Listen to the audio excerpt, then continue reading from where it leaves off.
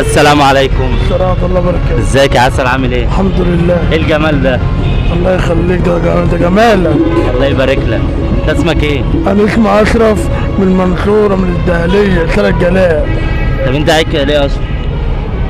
قاعد بسترجع كده بسترجع لله عشان بدفع الايجار وبجيب اكل انا وامي. الله يبارك لك فيها يا رب. يا رب. طب انت عندك كام سنة؟ انا عندي 23 سنة. 23 سنة؟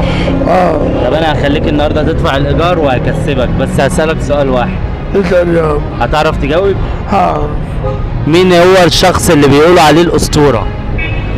محمد رمضان.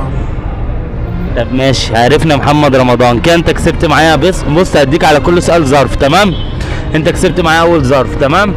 خد اول ظرف. لو جاوبت دي بقى المبلغ ده